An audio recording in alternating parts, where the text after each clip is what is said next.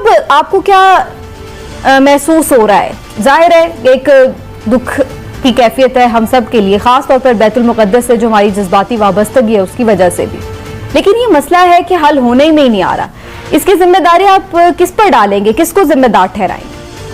देखिए, जहां तक जिम्मेदारी है वो तो आप ये कह लीजिए कि इंटरनेशनल कम्युनिटी की ही होती है, लेकिन उसको मुतहर्रक करने के लिए हमारी हमेशा से मुसलमान मुल्कों में कुछ न कुछ किसी वक्त इत्तफाक हुआ करता था।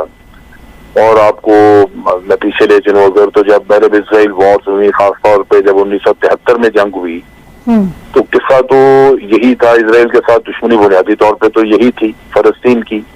और उसमें मुसलमान मुल्कों ने मिलके तो तेल को हथियार के तौर पे इस्तेमाल किया और बड़ा इफेक्टिव रहा उनका वो इत्तेहाद। अब ठीक है कि आज तेल इस्तेमाल नहीं हो सकता क्योंकि मगरबी दुनिया में तेल बहुत जगहों पे निकल आया, लेकिन मुसलमान मुल्क जो हैं ये अपनी इम्पोर्ट्स वगैरह मगरबी दुनिया से रोक के कुछ न कुछ उनको इम्पैक्ट क्रिएट कर सकते थे, लेकिन मुसलमान दुनिया में अपने अंदर इत्तेहाद नहीं है, तो आप इंटरनेशनल कम्युनिटी को मुतहर्रक कैसे करेंगे? तो इजराइल के साथ भी बाज ममालिक ने उनको जब रिकग्नाइज किया तो आप समझ लीजिए कि अगर हमदर्दी नहीं तो कम से कम न्यूट्रलाइज हो गए, और वो मुल्क भी अपना एक नेगेटिव किरदार अदा कर रहे हैं, ये बोल ही नहीं रहे। फिर यह है कि किसी जमाने में इजराइल को भी कुछ खतरा होता था जब वो हसन नसरुल्लाह वगैरह की फोर्स मुतहर्रक हो जाती थी, और इजराइल को खतरात ऐसे होते थे कि फिर उसके जो इत्तेहादी हैं वो फिक्रमंद होते थे, तो वो कोई उनकी तरफ से कुछ पेशरफ्त होती थी। आज ये है कि वो भी कुछ नहीं हो रहा है, जिसकी वजह से जो थोड़ा बहुत मिसाइल के जरिए या रॉकेट जो चला रहे हैं ये फलस्तीनी, उससे को थोड़ा बहुत अगर नुकसान कुछ हुआ है जिसकी बहुत इत्तला नहीं है, उसके अलावा तो कुछ नहीं। और अब अगर वही सूरत हाल पैदा हो जो पहले थी कि आपने देखा था 7-8 साल पहले उन्होंने गाजा का एक ब्लॉकेड कर दिया था, और अब भी वो नेवी उनकी मूव की है, वो हो सकता है कि नेवल ब्लॉकेड करें, तो जो उनके जमीनी रास्ते हैं वो तो उन्होंने पहले ही बंद किए हुए। तो ये जो जुल्म होगा उन लोगों पे जहां उनके पास खुराक की किल्लत होनी शुरू हो जाएगी, फिर अगर जमीनी उन्होंने हमला कर दिया इजराइलियों ने तो उससे कैजुअल्टीज और ये भी किस्सा बहुत होगा, तो पता नहीं किस चीज का इंतजार कर रहे हैं। अब अमेरिका तो उनको मुहरत दे रहा, टाइम दे रहा, उन्होंने कहा जी संडे तक आप इंतजार करें सिक्योरिटी काउंसिल की मीटिंग का। इसका मतलब है कि वो संडे तक उसको इजराइल को टाइम देना चाहते हैं कि अगर वो इस दौरान कुछ और अचीव करना चाहते हैं तो कर लें।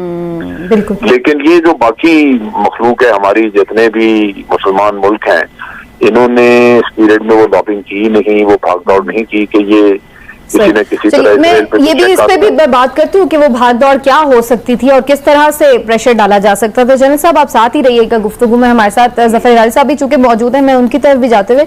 हिलाली साहब, ये तो इसराइल भी ये बहाना बना रहा है कि जी हम तो सेल्फ डिफेंस में कर रहे हैं जो कर रहे हैं, और अमेरिका के सदर जो बाइडेन ने भी जब हिमायत की है उनके तमाम इकदामात की, तो वो भी यही कह रहे हैं कि जी वो अपने सेल्फ डिफेंस में जो भी कर रहे हैं हम उनके साथ हैं। ये सेल्फ डिफेंस वाली जो इनकी ये आर्ग्यूमेंट है, ये आपको लगता है कि ये मजीद बिक सकता है? क्योंकि यहाँ तो हम नहीं देख रहे हैं कि वहां पर इतनी तबाही हुई हो जो इन्होंने कर छोड़ी है गजा में। देखिए समीना, ये सेल्फ डिफेंस का बात जो हो रहा है ये एक इंसल्ट है, इंसल्ट टू वंस इंटेलिजेंस, साफ सादा झूठ। और अगर सेल्फ डिफेंस था तो आप मुझे बताएं कि ये जो रॉकेट्स $500 के रॉकेट्स बना के फर्टिलाइजर से जो ये हमास लॉन्च कर रहे हैं, उसके इन रिटेलिएशन वो जो मिसाइल्स उनके खिलाफ फायर किया जा रहा है वो 80,000 फी मिसाइल है, और वो डोम सिस्टम जो उनका है वो $50 मिलियन का है। तो ये सेल्फ डिफेंस और ये सब बकवास है। मैं आपसे बता रहा हूं कि ना मिलिट्री का कोई ये है, ना उनको किसी हथियार का उनको ये है डर है, ना पैसों का, ना यूएन का, ना ओआईसी का, ना ये ओआईसी का जो 40 मेंबर फोर्स है, खुदा जाने वो किधर है, ना उसका। मगर एक जबरदस्त डेवलपमेंट हुआ है। और इससे पहले मैं ये भी कह दूं आपको कि इजराइल का फतह हो ही नहीं सकता है, इसलिए कि हर वक्त हमास का फतह होगा, इसलिए कि हमास को कुछ चीज नहीं करना पड़ता है, बस जिंदा रहना पड़ता है। हमास के और कुछ नहीं है, और हम नहीं समझते हैं कि दे शुड डू एनीथिंग, बस जिंदा रहो। इसलिए कि 30,000 रॉकेट्स आपके पास इस तरीके से बना के रखे हुए हैं, 2,000 3,000 आपने लॉन्च किया है, 27,000 अभी हैं, तो बस आप चुप रहे। देखिए बात असल ये है कि व्हाट इज, ये क्या रिस्ट्रेनिंग एक फैक्टर हो सकता है, ये एक थोड़ी सी नई बात करें, फ्रेश अप्रोच। ये रिस्ट्रेनिंग फैक्टर यही हो सकता है कि इंटरनली इजराइल का क्या सिचुएशन है। इंटरनली आप यकीन करें कि जब भी वो जाते थे और लोगों से बात करते थे, वो कहते थे हम तो अरब को चाहते हैं, और अगर तुम ये बात नहीं मानते हो तो आके देखो इजराइल के अंदर इजरायली अरब्स जो हैं वो बड़े खुश हैं, उनकी पार्टी है, वो बल्कि गवर्नमेंट में साथ होते हैं। तो ये हमारा ट्रीटमेंट है अरब्स का। तो ये जो लोग कहते हैं हम अरब के खिलाफ हैं, ये सब बकवास है। मगर अब क्या हुआ, वही इजरायली अरब जो है वो इजरायली यहूदियों को मार रहा है। इन अदर वर्ड्स, वो एक चीज जो इंटरनल सिक्योरिटी था वो खत्म हो गया। ठीक। और मैं आपको बता रहा हूं, this is the biggest development. अच्छा। और this is the best development.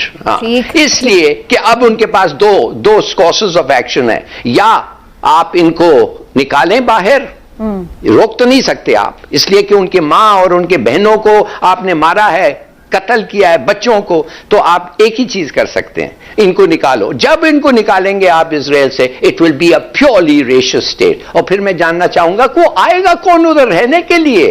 मैं कहता हूं ये सब यहूदियों जो हैं, इनके पास दो